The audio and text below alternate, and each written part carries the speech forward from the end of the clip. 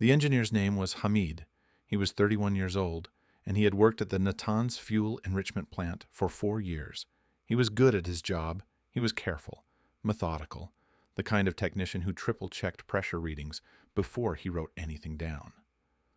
On the morning of late November 2009, Hamid sat in the monitoring room below ground level and watched his screens.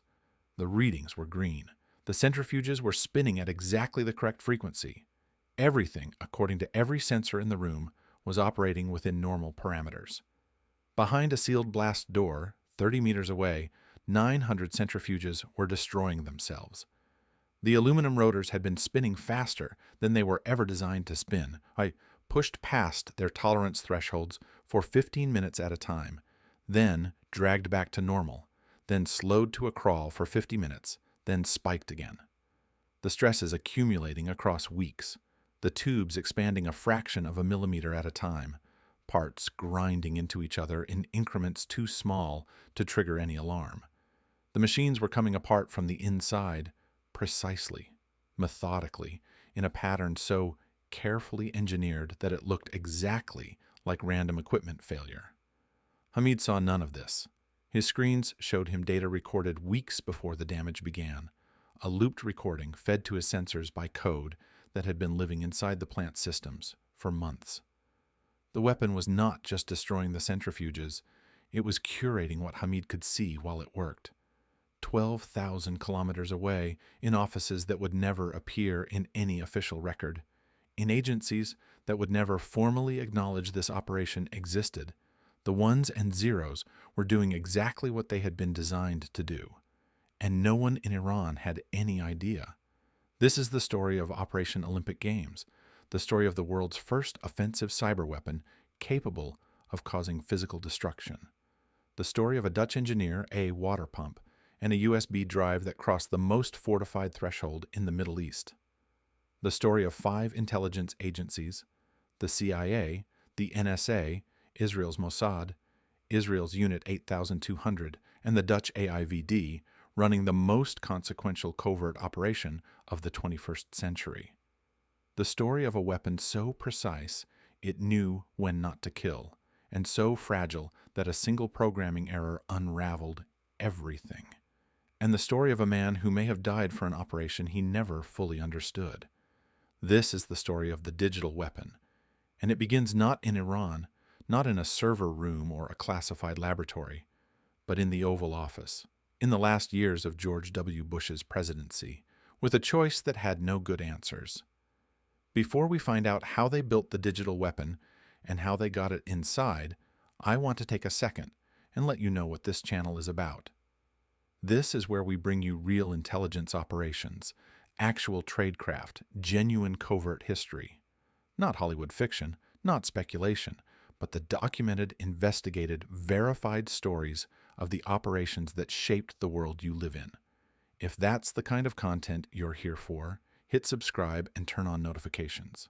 We cover stories like this every single week, and what we're getting into today, the full arc of Operation Olympic Games, is one of the most extraordinary intelligence stories ever documented. And real quick, I genuinely love knowing where this audience reaches. Drop a comment below with your city and country. Are you listening from London, Bangalore, Sao Paulo, Sydney? Let me know. It's one of my favorite things to see just how far these stories travel. All right, back to the Oval Office. The year was 2006, and the intelligence picture coming out of Iran was getting darker by the month. Iran had resumed uranium enrichment at Natanz after international negotiations collapsed. The facility, buried under meters of reinforced concrete 30 kilometers north of the city of Natanz, 250 kilometers south of Tehran, had been built to survive airstrikes. It housed thousands of centrifuges capable of spinning uranium hexafluoride gas at high speed, separating the isotopes needed for nuclear fuel, or, with enough time and enough machines, for a nuclear weapon. The international community's position was clear. Iran's enrichment program was a threat that could not be allowed to continue unchecked. The question facing George W. Bush and his national security team was not whether to act. The question was how. Israel had been unambiguous. If the diplomatic and economic pressure failed, the Israeli Air Force would strike Natanz. The Israeli government had said so, privately and clearly, through every available channel. And the Bush administration understood what that meant, not just for Iran, but for the entire Middle East. An Israeli airstrike on Natanz risked a regional war. Iranian retaliation through Hezbollah, through Hamas, through the Strait of Hormuz. Decades of carefully managed tensions collapsing into open conflict. The calculation was stark. Stop Iran's program through some other means, or watch a war begin. That other means arrived in the form of a briefing from General James Cartwright, then head of United States Strategic Command. Cartwright was a 4-star Marine general, the kind of officer who did not indulge in fantasy. What he presented to Bush was not a plan in the traditional sense. It was a concept, a question. What if a piece of software could do what a bomb could not? Reach inside a facility that was hardened against airstrikes, target equipment that was protected behind meters of concrete, and destroy it, precisely, quietly, invisibly, without a single soldier crossing a border, without a single missile being fired, without a single casualty? The answer to that question would take years to build. But first, there was the problem of proof. Nobody in the history of warfare had ever successfully used a cyberweapon to cause physical destruction to critical infrastructure. The theoretical frameworks existed. The discussions had been happening in classified circles for years, but the line between digital disruption and kinetic physical damage had never been crossed. Bush needed to know it was possible before he authorized anything. He needed to see it. The American intelligence apparatus, working in close collaboration with Israeli counterparts, had acquired something extraordinary in 2003. When Libyan leader Muammar Gaddafi agreed to dismantle his country's nuclear program, his government surrendered its centrifuge equipment. Those machines were P-1 centrifuges, the same model used at Natanz. The CIA and the Department of Energy's national laboratories now had the hardware they needed to build a replica of the target. Not a simulation, not a computer model, a physical reconstruction of the Natanz enrichment cascade, operational, testable, destroyable. The testing that followed happened across several U.S. Department of Energy laboratories. Destructive testing, the kind where you run the machines until they fail and study exactly how and why they break. The weapons designers, a joint American and Israeli team, working across agencies, the NSA and Unit 8200 at its core, needed to understand the centrifuge's tolerance thresholds down to the hertz. They needed to know precisely how many times a machine could be pushed past its design parameters before the cumulative stress caused irreversible structural failure. They needed the destruction to be gradual, undetectable, and attributable to nothing. Israel reportedly also tested elements of the weapon at its Dimona nuclear facility in the Negev, a site that housed its own P-1 centrifuges obtained through channels that have never been officially confirmed. And then came the meeting that authorized everything. Late in the Bush presidency, in the White House Situation Room, with the national security team assembled, someone placed the evidence on the conference table. Not a briefing document, not a slideshow. Physical wreckage, pieces of a destroyed test centrifuge, aluminum fragments, shattered rotors, the physical proof that the digital weapon worked, spread across the most important conference table in the world. Bush gave the order, the operation was authorized, and it was given a name, Olympic Games. The name was an inside joke, quiet, dry, the kind of humor that surfaces in intelligence agencies precisely because the work is so far from humorous. The Olympic Games logo is 5 rings. The operation involved 5 partner nations: the United States, Israel, the Netherlands, Germany, and either the United Kingdom or France, depending on which source you trust. 5 rings, 5 countries, Olympic Games. In an operation defined by layers of concealment, even the code name had one. But the authorization was only the beginning. The weapon existed in a laboratory.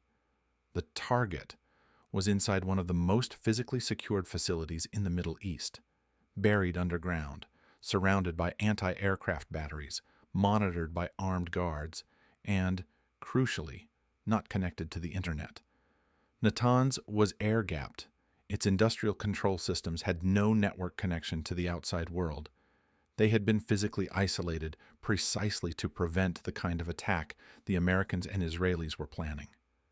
The digital weapon had nowhere to go, and the only way it was getting inside was through a human being. That human being was already out there. He just didn't know yet that he'd been chosen. He was a Dutch engineer living in Dubai, working for a transport company with business connections across the Gulf region and into Iran. He was married to an Iranian woman. He traveled to Iran regularly. He had the technical background, the access, and the cover. He was, from the perspective of the CIA and the AIVD, close to perfect. His name was Erik van Sabben. He was 33 years old, and in 2005, the Dutch General Intelligence and Security Service, the AIVD, came to him with a proposition that would define and end the rest of his life. The story of how Erik van Sabben became the man inside the digital weapons delivery system, and the story of what happened to him after, is the most buried chapter of Operation Olympic Games. It was hidden for 15 years. It only emerged in January of 2024 when the Dutch newspaper De Volkskrant published the results of a 2-year investigation. 43 sources, 19 of them from inside Dutch intelligence.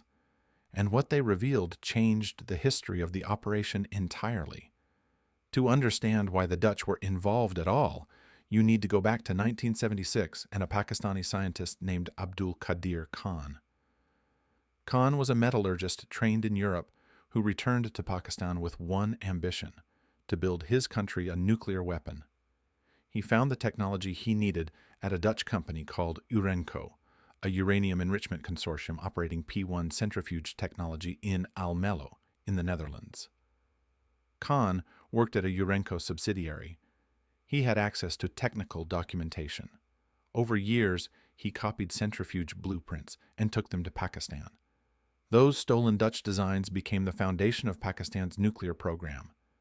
Khan then sold them to Libya, to North Korea, and to Iran. The centrifuges spinning at Natanz, the machines enriching uranium that could eventually become a weapon, were running on technology stolen from a Dutch company 3 decades earlier. This was why the CIA and Mossad went to Dutch intelligence in 2004. The AIVD and MIVD understood the P1 centrifuge's engineering specifications in a way no other intelligence service could match. The Dutch were not just a convenient partner, they were an essential one, and Erik van Sabben was their asset. Van Sabben had grown up in Vlissingen, on the Dutch coast. He had built a career in heavy transport and lifting operations, the kind of engineering work that involves moving enormous, delicate, expensive machinery across difficult terrain and installing it precisely. He was good at it. He had a reputation as someone who could handle complex equipment under pressure, who could work in difficult environments, who was not easily rattled. He had been living and working in Dubai, working for a company called TTS International, a firm that supplied parts and equipment to Iran's oil and gas sector. Today's TTS International had something that the CIA and Mossad badly needed: legitimate commercial access to Iranian industrial facilities. The company had contracts with Iranian clients. Its engineers traveled into Iran regularly. Its equipment crossed the border legally, with proper documentation, without attracting the scrutiny that would have attached to anything with an obvious Western intelligence connection. When AIVD officers made their approach, van Sabben agreed. The precise terms of his recruitment, what he was told, what he understood, what he agreed to, remain unclear. What is known is that he spent years building his cover, deepening his commercial relationships in Iran, making himself a regular and unremarkable presence in the country's industrial supply chain. What is also known, and this detail only emerged in the Volkskrant investigation, is that the AIVD itself did not know the full truth of what its own asset was carrying. Dutch intelligence knew they were participating in a sabotage operation against Iran's nuclear program. They did not know that their man was delivering Stuxnet. The Americans had not told them. One intelligence source, speaking to De Volkskrant, confirmed it directly. The Americans used us. The Dutch government knew even less. The cabinet of Prime Minister Jan Peter Balkenende, elected, accountable, constitutionally responsible for intelligence operations conducted by Dutch services, was not informed. Not a briefing, not a summary, not a notification after the fact. An operation of historic proportions run through Dutch intelligence using a Dutch citizen on Dutch territory's authority, and the elected government of the Netherlands knew nothing about it.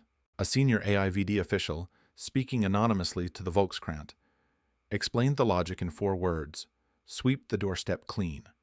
Meaning, if the Prime Minister doesn't know, the Prime Minister cannot be held responsible. If the government cannot be held responsible, there are no political consequences to manage. The democratic accountability that is supposed to govern intelligence operations was deliberately circumvented, not by accident but by design. This is the world that Erik van Sabben entered when he said yes. A world where governments authorized covert actions against the knowledge of their own elected leaders, where intelligence services ran operations that even their own allies didn't fully understand, and where the asset, at the sharp end, the man who had to walk into the facility and do the thing, carried the most risk and knew the least. Van Sabben spent years establishing himself. The first attempt to get inside Natanz failed. The specific circumstances of that failure have never been documented publicly, but the operation required years of corporate cover building.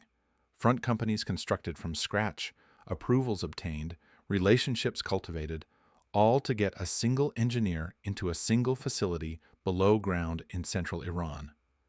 2 front companies were established as part of the operation specifically to gain access to Natanz. Both were built from nothing by the CIA and Mossad. Only one ultimately succeeded in obtaining the commercial approval required to send personnel and equipment into the facility.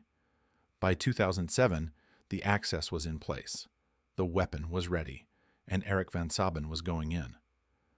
What happened inside Natanz, the exact mechanics of how the digital weapon crossed the air gap, was for years the most debated question in the entire Stuxnet story. Earlier reporting had suggested a USB drive inserted by a recruited Iranian engineer.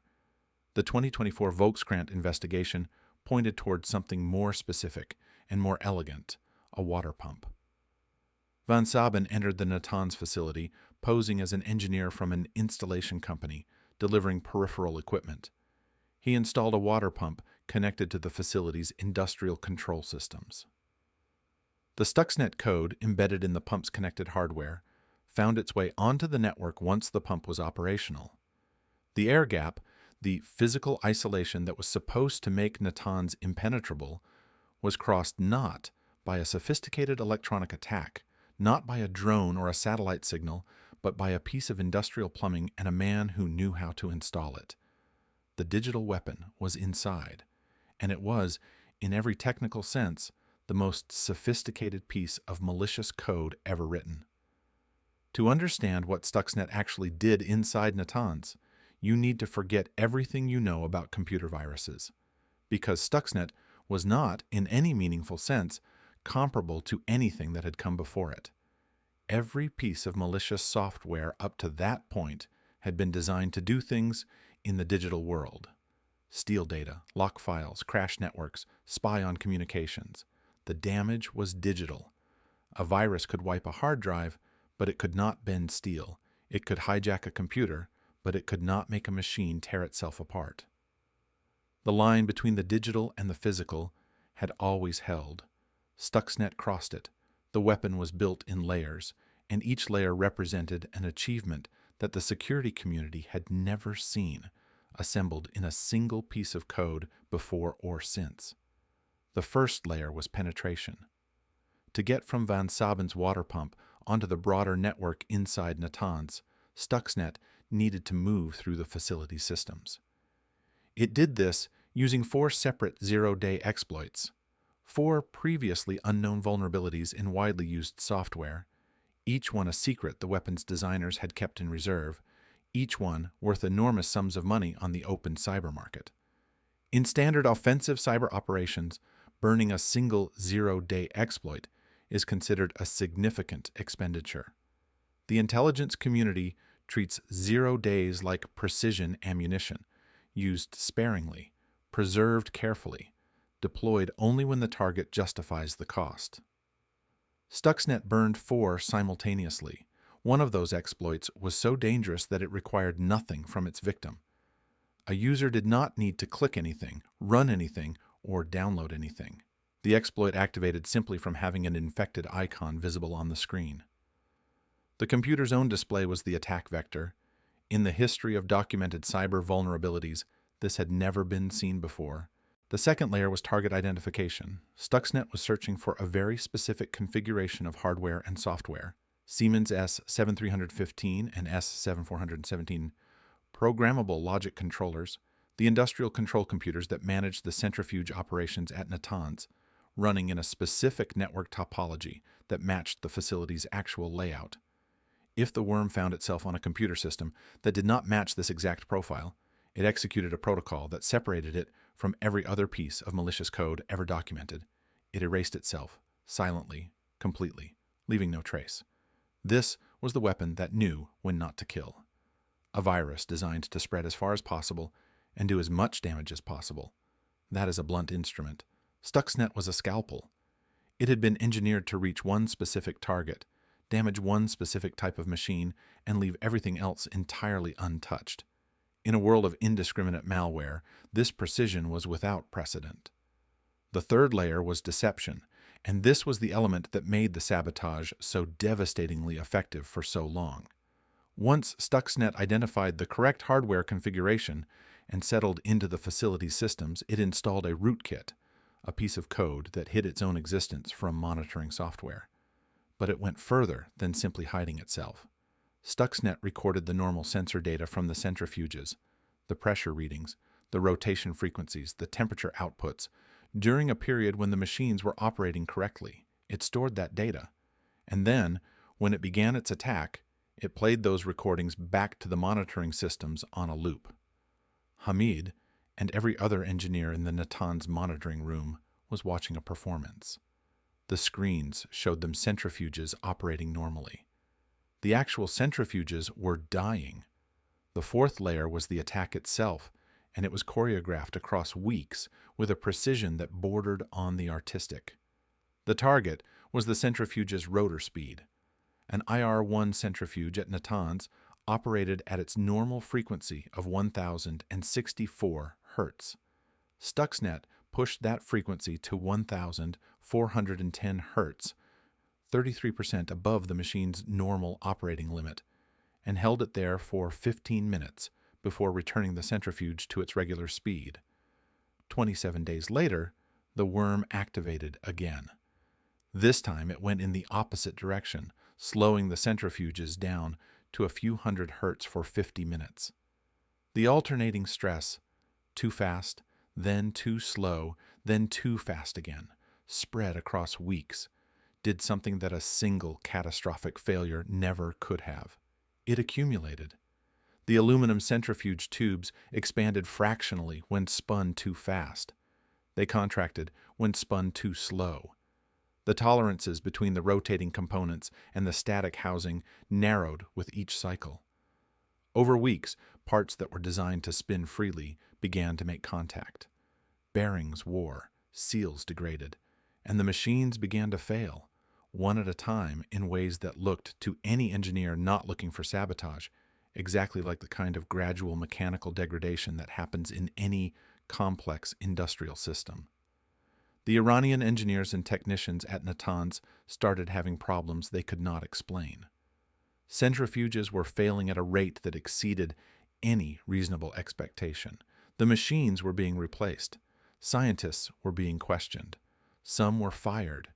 The assumption being that human error, not sabotage, was responsible for the failures. The program's internal culture of secrecy and paranoia turned against itself. People stopped trusting their own colleagues. The psychological damage was running alongside the physical damage, and the Iranians had no idea they were under attack. There was one moment, vivid, almost comic in its irony, that crystallized how thoroughly the weapons designers had penetrated Natanz from the outside. Iranian President Mahmoud Ahmadinejad visited the facility in April 2008, a propaganda visit designed to demonstrate the program's strength and progress. His office published photographs of the visit on his official website. In one photograph, visible on a monitor in the background, was the structure of an IR-1 centrifuge cascade, the exact layout of centrifuge groupings, the number of machines in each stage, the precise operational configuration of the facility. The weapons designers cross-referenced this photograph with the code they had already written. The configuration in the photo matched the parameters built into Stuxnet exactly. Ahmadinejad's propaganda visit had handed them the precise engineering blueprint they needed to confirm the weapon was correctly targeted. The IAEA, the International Atomic Energy Agency, the United Nations nuclear watchdog, was also inside Natanz during this period, as part of its standard inspection protocols. IAEA cameras were installed in the facility and recorded operations continuously. Those cameras captured something extraordinary: the removal of large numbers of centrifuges from the enrichment cascades, carried in carts by Iranian technicians one after another, across months. Inspectors noted it. The removal rate was abnormal. Iran's technicians moved quickly to replace the damaged machines, and the inspectors, while noting the unusual pattern, had no framework for understanding what they were witnessing. The IAEA's cameras were present, operational, and filming the world's first successful cyberkinetic attack on critical infrastructure as it happened in real time. Nobody watching the footage knew what they were looking at. Between November 2009 and late January 2010, estimates by the Institute for Science and International Security suggest Stuxnet destroyed somewhere between 900 and 1,000 centrifuges. The Federation of American Scientists tracked the operational centrifuge count at Natanz across the attack window and documented a decline from approximately 4,700 to approximately 3,900 machines. The digital weapon, at its operational peak, was dismantling a nuclear program from the inside, and the program's own engineers were watching falsified sensor readings and blaming themselves. The operation appeared to be working beyond any reasonable expectation. And then something went wrong. Not in Iran, not in the weapon, in the code itself. Stuxnet had been designed with an assumption built into its core architecture that Natanz's air gap would hold. The facility was not connected to the internet. The weapon, once inside, would not need to travel anywhere. It would find its targets, do its work, and stay contained behind the blast doors and perimeter fences of an underground nuclear facility in central Iran. That assumption rested on something that no intelligence agency, no matter how sophisticated, can fully control: human behavior. Sometime in 2009 or 2010, the exact date remains officially unconfirmed, an engineer at Natanz did something completely ordinary. He took a work laptop home, and he connected it to the internet. Stuxnet had been written with a recognition protocol, a mechanism for identifying whether it was inside the target environment it had been designed for. But this protocol had a flaw. When the engineer's laptop connected to the outside internet, Stuxnet failed to recognize that its environment had changed. The code was no longer inside Natanz, but it did not know that. And so instead of going dormant or erasing itself, the protocol it followed in every other unrecognized environment, it did what computer worms are written to do. It replicated. It moved across the internet. It began to spread. Stuxnet reached computers in Iran, in India, in Indonesia, in Europe, in the United States. Symantec would later document the worm's spread across more than 100,000 computer systems globally. Roughly 60% of those systems were in Iran, which confirmed what the security community was already beginning to suspect about the weapon's original target. The debate inside the American intelligence community and between American and Israeli officials centered on a single question: Whose error had introduced the flaw that allowed Stuxnet to escape? The code had two primary developers, the American side and the Israeli side. Then, Vice President Biden, according to people present for those discussions, was particularly furious and pointed towards the Israelis. The Israeli side, by various accounts, disputed that framing entirely. The question has never been officially answered. The flaw existed. The weapon escaped. And there was nothing either side could do to contain it.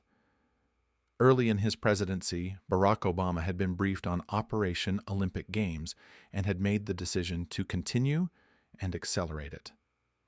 Bush, leaving office in January 2009, had specifically asked his successor to maintain the program.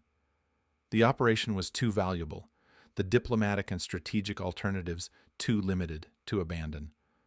Obama had agreed. Now, in 2010, with Stuxnet spreading across the global internet, Obama made another decision: keep going. Even with the weapon exposed to discovery, even with the risk that any competent security researcher would eventually identify what they were looking at, the operation continued. The strategic value, slowing Iran's program, buying time for sanctions and diplomacy, outweighed the risk of exposure. Or so the calculation went. That exposure came in June of 2010, and it came from the most unexpected direction imaginable. In Minsk, the capital of Belarus, a small antivirus company called Virus Blockada received a call from a client in Iran. Computers were crashing. Systems were rebooting without explanation. Blue screens appeared and disappeared. A fresh operating system installation resolved nothing. The problems returned immediately. Virus Blockada's analyst, Sergei Ulysin, began examining the infected systems. He found code that didn't behave like anything he had encountered before. He found exploits that had never been documented. He found a rootkit hiding in places rootkits had never been seen. He found a weapon. The most sophisticated covert cyberweapon in the history of intelligence operations was unmasked not by Iranian counterintelligence services, not by a rival superpower, not by a defector or a whistleblower, but by a tech support call.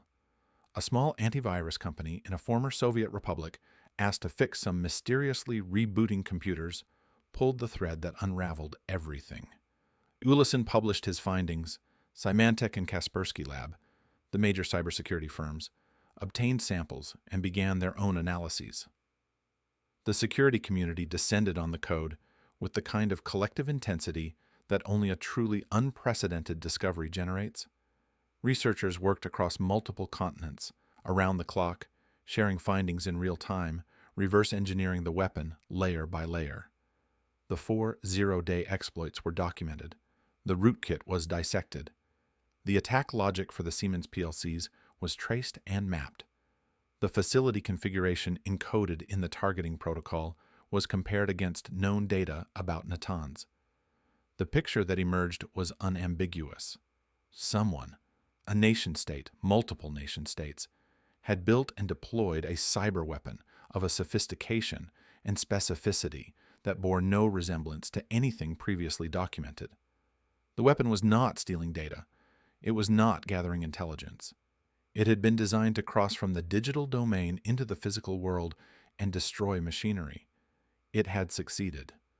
The researchers who worked on Stuxnet during those months later described the experience in terms that ranged from awe to unease. Eric Chien, a researcher at Symantec, described the atmosphere in his team during the analysis. He and his colleagues were not entirely joking, he said later, when they would look at each other and say, "I'm not suicidal.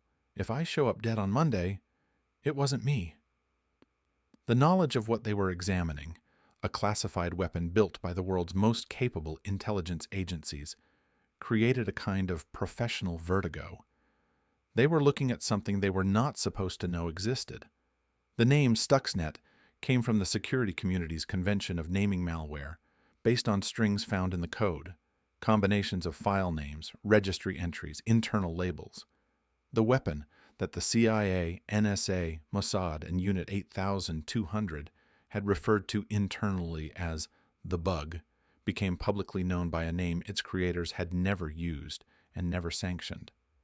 Iran, meanwhile, was conducting its own investigation, and the results of that investigation would have consequences that extended far beyond broken centrifuges and compromised code. The Iranian government's internal response to the discovery of Stuxnet was precisely what you would expect from a deeply paranoid security state that had just learned its most sensitive facility had been penetrated. The hunt for the source of the contamination began immediately. Workers at Natanz were questioned, their computer systems were examined, their movements and contacts were scrutinized.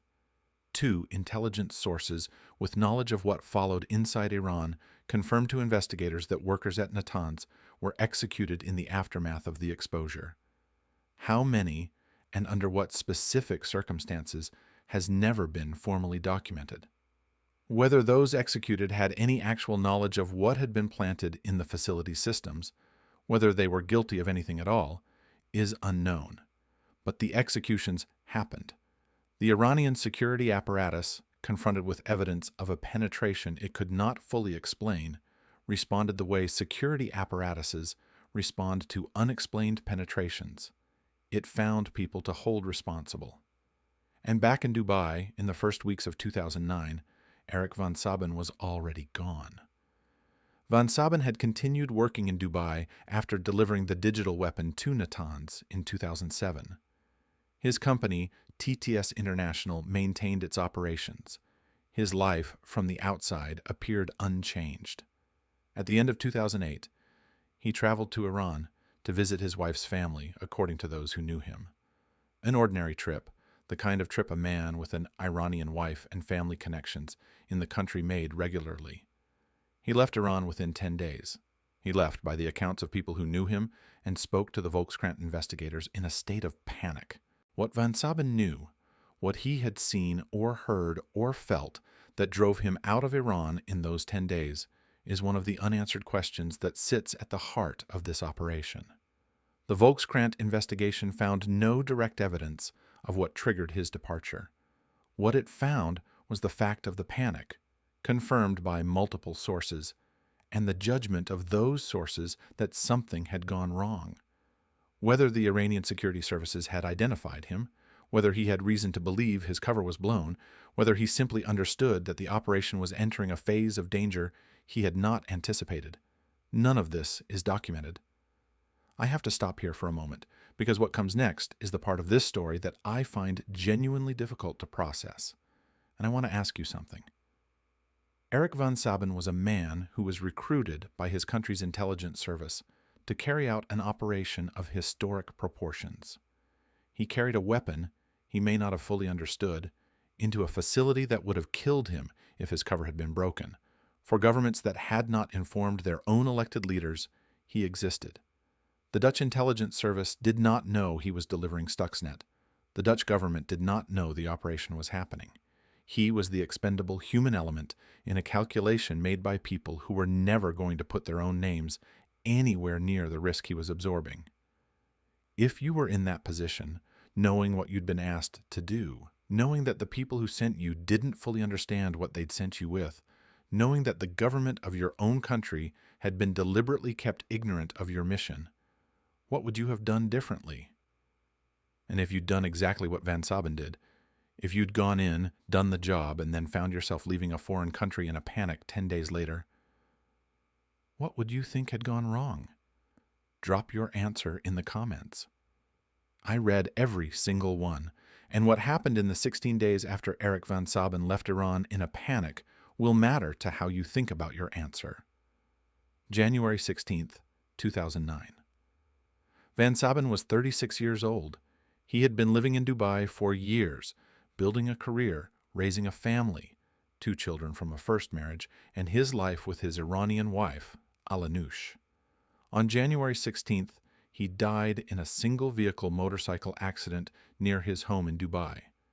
He was survived by his wife and his children. The Volkskrant investigators spoke with people who had been present at the accident scene. They found no physical evidence of foul play, no other vehicle, no signs of a staged crash, no indication of external intervention. By every available measure, it was a motorcycle accident, the kind of ordinary, tragic, arbitrary thing that happens to 36-year-old men on motorcycles. An anonymous official from the MIVD, Dutch military intelligence, told the newspaper something that resisted the clean conclusion. Van Sabben, this official said, had paid a high price. That phrase has no single interpretation.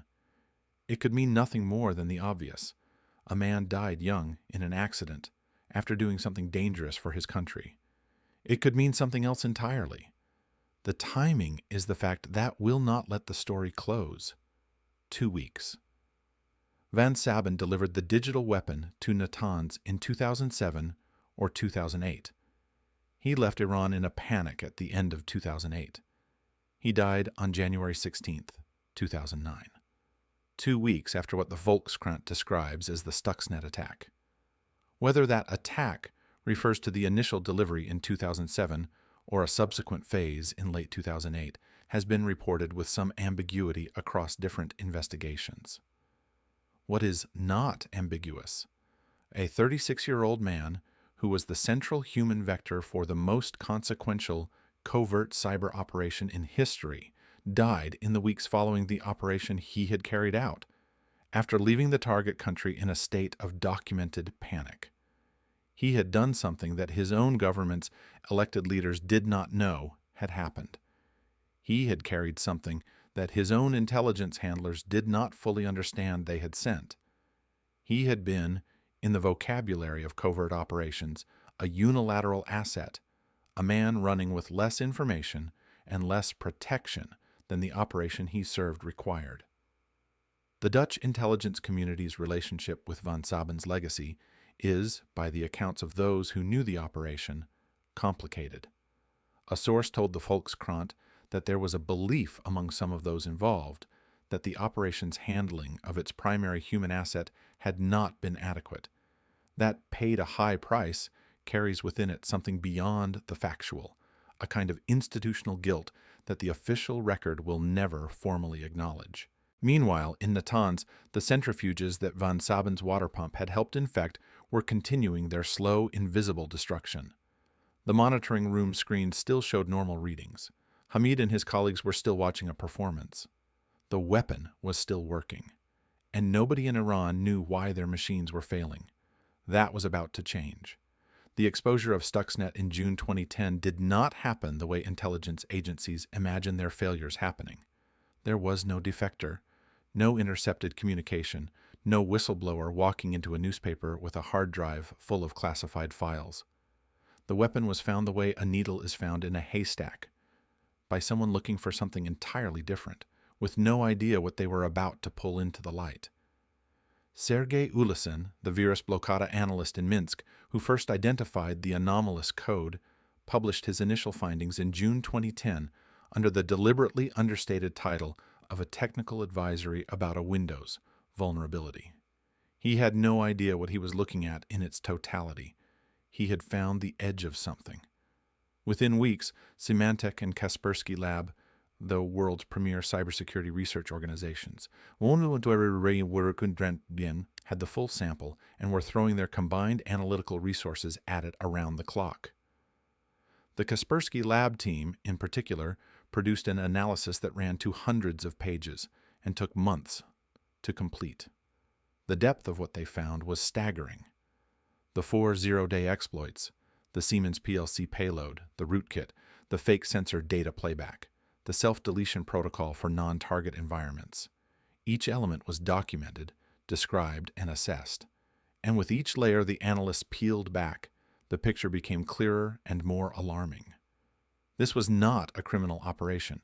This was not a hacktivist campaign. This was not industrial espionage of the conventional kind.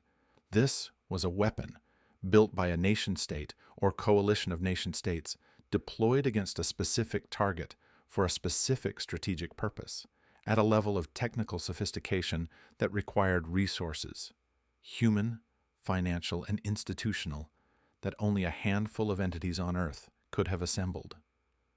Ralph Langner, a German industrial control systems security researcher who became one of the leading public analysts of Stuxnet, put it bluntly at a TED conference in February 2011. The Mossad was likely involved, Langner said, but the leading force behind Stuxnet was the cyber superpower, and there was only one, the United States. Former CIA and NSA Director Michael Hayden was asked years later to characterize what Operation Olympic Games represented in the history of warfare. His answer has been quoted in various forms, but its core judgment was consistent. This was, Hayden said, comparable to August of 1945, a first use, a threshold crossed. Someone, almost certainly a nation-state, had used a weapon made of ones and zeros during a period of nominal peace to destroy what another nation could only describe as critical infrastructure. The implications of that first use were permanent. You cannot uncross a threshold. The public disclosure created immediate political pressure in multiple capitals. In the United States, the question of how classified details about Stuxnet and Olympic Games were reaching journalists became an active investigation. The Justice Department opened a leak inquiry. The FBI began interviewing officials, and the trail eventually led somewhere unexpected. General James Cartwright, the four-star Marine general who had presented the original concept of the cyberweapon to President Bush, the intellectual father of Olympic Games, had spoken to reporters. In 2016, Cartwright pleaded guilty to making false statements to FBI agents during the leak investigation. Before the sentence could be imposed, President Obama granted him a full pardon on January 17, 2017, his last full day in office, expunging the conviction entirely. The architect of the digital weapon age pardoning the man who gave it a public name on his last day as president. The operational secrecy and the political reality colliding finally in a quiet act of presidential clemency that settled nothing and acknowledged everything. Iran's response to the discovery of Stuxnet was not the response the operation's architects had hoped for. The expected logic was straightforward. Iran, confronted with evidence of how deeply its most sensitive facility had been compromised, would be forced to pause. The operational damage, nearly 1,000 destroyed centrifuges, perhaps 2 years lost from the program's timeline, combined with the psychological damage of knowing an invisible enemy had been living inside their systems, would create a period of paralysis and reassessment. This would give sanctions time to bite. It would give diplomacy space to work. What actually happened was different. Iran dramatically increased its centrifuge count. Where before the discovery Iran had been operating a program it was trying to conceal, after the discovery Iran accelerated openly. The enrichment program expanded. The number of centrifuges spinning at Natanz grew. Iran began building additional enrichment facilities, some at Fordow, buried so deeply under a mountain that conventional airstrikes could not reach it. The operation had, in one critical sense, backfired. Olympic Games was designed in part to make an Israeli military strike unnecessary by demonstrating that Iran's program could be disrupted through other means. But the public exposure of Stuxnet, the revelation that the United States and Israel had crossed into Iran's most sensitive facilities and destroyed machinery, gave Iran's government exactly the narrative it needed to justify accelerating. Every step forward the program took after 2010 could be framed as a sovereign response to foreign aggression. Iran also began developing its own offensive cyber capabilities with urgency. In the years following the Stuxnet disclosure, Iranian attributed cyber operations targeted American financial institutions in a sustained campaign that temporarily disrupted major banks. Iranian operators attempted to penetrate the control systems of a water treatment plant in Bowman County, upstate New York.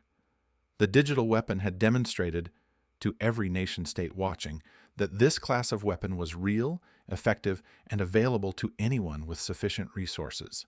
The arms race had begun. The cybersecurity researchers who examined Stuxnet were candid about what they thought they had helped catalyze. The documentary 0 Days, directed by Alex Gibney, gathered testimony from unnamed CIA and NSA sources describing Stuxnet and Olympic Games as a small component of a much larger program. That larger program was codenamed Nitro Zeus, a contingency plan to comprehensively pre-position malicious code throughout Iran's critical infrastructure, its air defenses, its power grid, its communications networks, designed to activate in the event of open military conflict. Nitro Zeus has never been officially confirmed. Its existence has been officially denied. The unnamed sources who described it were specific, consistent, and credible. One final element of the Stuxnet story has never been fully resolved, and it belongs to the oldest tradition in intelligence: deception.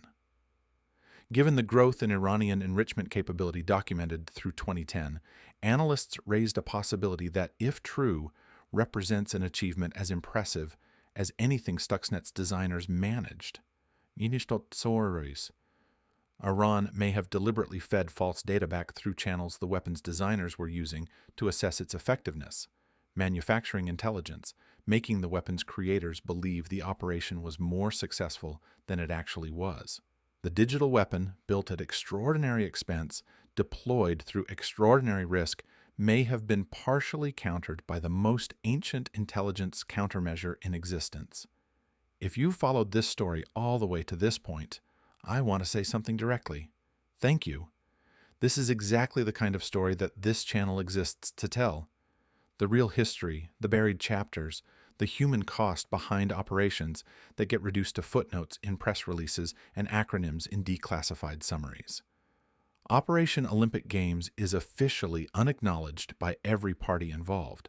Nobody at the CIA, the NSA, Mossad, Unit 8200, or the AIVD will ever go on record and confirm what you've just heard. And yet it happened. 43 sources spoke to the Volkskrant, 19 from inside Dutch intelligence. The security community reverse-engineered the weapon. The centrifuges are gone. The man from Dubai is dead. If you haven't subscribed to this channel yet, now is a good moment to do it. Hit that button and turn on notifications. We bring you real intelligence history every single week, and there are operations in the archive and in production right now that are every bit as extraordinary as what you've just heard. The stories are there. Most people just don't know where to look. Before the final chapter of this story, and there is a final chapter, a diplomatic one, I want to ask you something. Take a moment and think about everything you've just heard. An operation authorized at the highest level of two governments, a weapon of unprecedented sophistication, a Dutch engineer who may not have known what he was carrying, a government that deliberately kept its own elected leaders in the dark, workers in Natanz executed in a security purge, a 4-star general pardoned on the last day of a presidency, a country that responded to the attack by accelerating the very program the attack was designed to stop. Was it worth it? Was Operation Olympic Games, the strategy, the methods, the human cost, justified by what it ultimately achieved? And could it have been handled differently? Drop your answer in the comments. I read every single one, and I genuinely want to know how you think about this, because it's a question that has no clean answer, and everyone who studies it lands somewhere different. Here is what Olympic Games ultimately produced. The operations architects were always clear, or at least this is what they said in retrospect, that the goal was never to destroy Iran's nuclear program outright. What Olympic Games could do was buy time, set the program back 1 year, 2 years, create a window in which sanctions could accumulate and diplomacy could gain traction. The sanctions that the Obama administration constructed through 2012 and 2013 were, by most economic assessments, the most comprehensive pressure campaign ever directed at a mid-sized economy. Iranian oil exports collapsed. The rial lost 2/3 of its value. Inflation created genuine hardship across Iranian society. In 2013, a new Iranian president, Hassan Rouhani, was elected on a platform that included a negotiated resolution of the nuclear dispute. The talks that followed involved the P5+1 nations and the European Union and produced the Joint Comprehensive Plan of Action, the JCPOA, on July 14, 2015. The nuclear agreement limited Iran's enrichment program in exchange for sanctions relief. Whether Olympic Games contributed meaningfully to that outcome, whether the years set back by Stuxnet created enough space for sanctions and diplomacy to work, remains genuinely contested among analysts and policymakers who study it. What is not contested is the threshold it crossed. Michael Hayden's comparison to August of 1945 is, in one sense, hyperbolic. Stuxnet did not kill anyone directly, did not alter the geopolitical order in the immediate and catastrophic way that atomic weapons did. But in another sense, Hayden's framing captures something real. August 1945 changed the nature of what was possible in warfare forever. States that had previously considered nuclear weapons theoretical became states that understood them as real, acquirable, and deployable. The world after Stuxnet is structurally different from the world before it. Every nation-state with resources now knows a cyberweapon can cross from the digital into the physical. Every nation-state with critical infrastructure, power grids, water systems, financial systems, now knows that infrastructure is a target in a way it was not before June 2010. And every nation-state with a grievance and a capable technical community now knows that you can fight a war, inflict real damage, and maintain enough plausible deniability to keep the conflict below the threshold of conventional military response. There are no international agreements governing the use of offensive cyber weapons, no treaty equivalent to the Geneva Conventions, no framework equivalent to the Nuclear Non-Proliferation Treaty, no global conversation about where the lines are and what happens when they get crossed. As one source put it in the 0 Days documentary, the only rules at the moment are get away with whatever you can. Operation Olympic Games demonstrated permanently and without possibility of reversal that this new form of warfare was real. The 5 rings of the Olympic logo, 5 nations, 5 intelligence agencies, a private joke about the number of partners, turned out to be more than a code name. They were the emblem of the moment the world entered a new age of conflict, permanent, undeclared, invisible until it isn't. Erik van Sabben's grave is in Dubai. He was 36 years old. His Iranian wife survived him. His 2 children from his first marriage survived him. The Dutch government, when the Volkskrant investigation was published in January 2024, declined to comment on the specifics. Several members of parliament called for an investigation into how an operation of this magnitude was conducted without the knowledge of the elected government. The constitutional questions, when you say something about intelligence oversight, about the accountability of services to elected leaders, about the boundaries of sanctioned covert action, remained officially unanswered. The centrifuges at Natanz were replaced. The Iranian nuclear program continued. The 2015 deal was reached. In 2018, the United States withdrew from it. In the years that followed, Iran resumed enrichment at levels that exceeded anything permitted under the JCPOA. The program that Olympic Games was designed to stop is, today, more advanced than it was when the operation began. The digital weapon worked, and it didn't. Both things are true. The man from Dubai carried a water pump into an underground facility in central Iran and changed the history of warfare. 2 weeks later, he was dead on a road in Dubai, in what every official investigation concluded was an accident. An anonymous official from his own country's intelligence service said he had paid a high price. The screens in the Natanz monitoring room showed normal readings while the centrifuges tore themselves apart. The weapon that knew when not to kill had already done its work. And the world it created, the world where ones and zeros can shatter steel, where critical infrastructure is a battlefield, where the line between war and peace dissolved into ones and zeros on a server in a facility that will never appear in any official record, is the world you woke up in this morning. That is Operation Olympic Games, the digital weapon, the man from Dubai, the world it made.